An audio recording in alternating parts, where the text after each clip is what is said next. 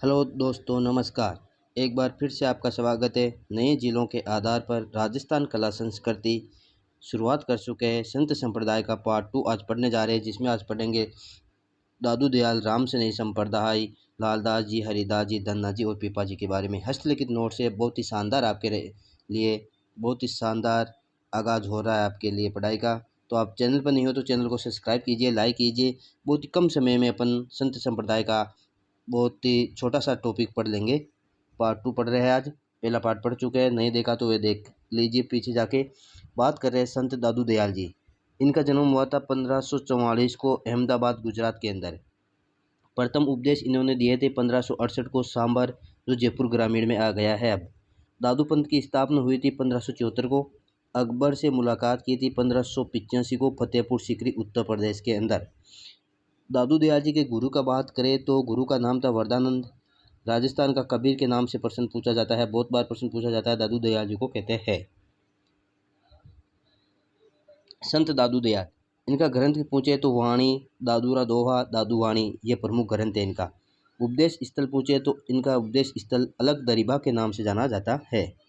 उपदेश की भाषा पूछे तो ढूंढाड़ी भाषा, सदुकड़ी भाषा कहते हैं, क्योंकि जयपुर के आसपास की भाषा ढूंढाड़ी भाषा ही थी, तो दादू दयाल जी ने स्थानीय भाषा के अंदर अपने उपदेश देना उचित समझा था।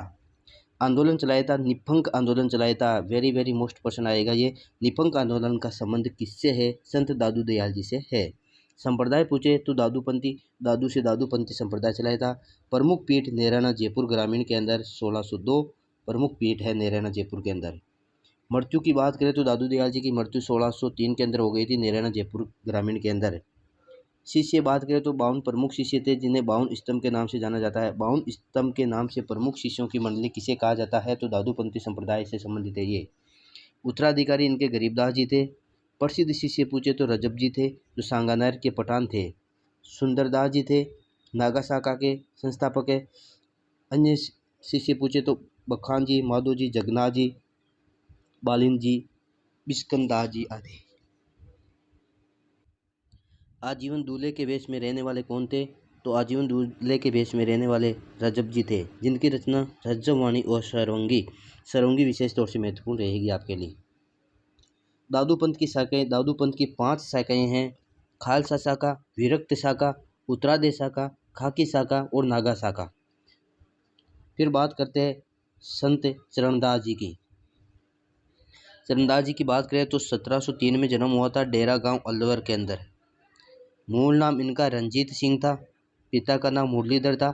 माता का नाम कुंजोबाई था। गुरु का नाम सुखदेव या सुखदेव ऐसे नाम से था। उपदेश मेवाती भाषा में दिया था। ब्रह्म ज्ञान सागर, ब्रह्मचरित्र और भक्ति सागर, ये प्रमुख इनकी रचना है। संत चरणदास जी की शिष्या दयाबाई और सेजोबाई। सेज प्रकाश की रचना सेजोबाई ने की थी। दयाबोध और विनय मालिका की रचना दयाबाई ने की थी। ये प्रमुख शिष्या वेरी वेरी मोस्ट है, बहुत बार प्रश्नों के अंदर पूछा गया है इनके बारे में। संप्रदाय चरणदासी संप्रदाय चलाया था। मुख्य पीठ दिल्ली के अंदर, यह अभी रीट के अंदर पूछा गया था 2022 में। नियम इन्होंने 42 थे। चरणदासी संप्रदाय के नियम कितने हैं? 42 है। पीले रंग के वस्त्र धारण करते हैं। चरणदास जी ने भारत पर नादिर शाह, जो ईरान के थे, उनके आक्रमण की भविष्यवाणी की थी 1739 के अंदर। वेरी मोस्ट पर्सन है। नादिर शाह आक्रमण की भविष्यवाणी चरणदास जी ने की थी।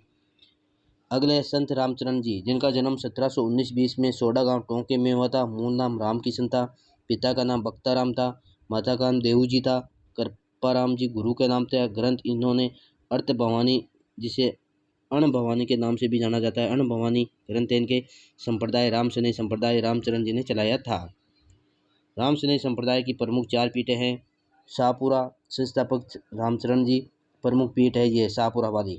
रेण मेड़ता संस्थापक है हरि दरियाव जी। गुरु का नाम प्रेमनाथ जी है। सिंहतल बीकानेर संस्थापक हरिदास जी। ग्रंथ है निशानी इनकी।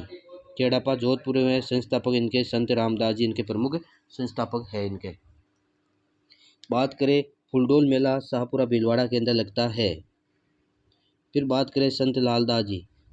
लालदास जी की बात करें तो जन्म 1540 के अंदर हुआ था, डोलीदूब अलवर के अंदर। पिता का नाम चांदमल था। माता का नाम समता था।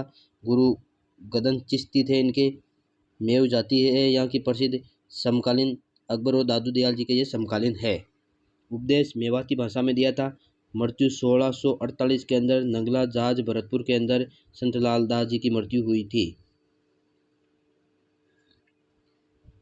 लालदास जी की समाधि शेरपुर गांव अलवर में। ग्रंथ लालदास जी री चेतावनियाँ। जन्म से मुस्लिम लेकिन कर्म से हिंदू संत थे लालदास जी। वेरी मोस्ट है, जन्म से मुस्लिम और कर्म से हिंदू संत कहलाने वाले कौन थे? लालदास जी। मेवात क्षेत्र में सर्वाधिक प्रभाव रहा था। दोस्तों बहुत ही कम समय में अपने बहुत सारे संत पढ़ लिए। तो आप चैनल पर नहीं हो तो चैनल को सब्सक्राइब कीजिए, लाइक कीजिए। आपका दिन मंगलमय हो। बहुत ही शानदार आपके रिवीजन हो रहा है। धन्यवाद दोस्तों।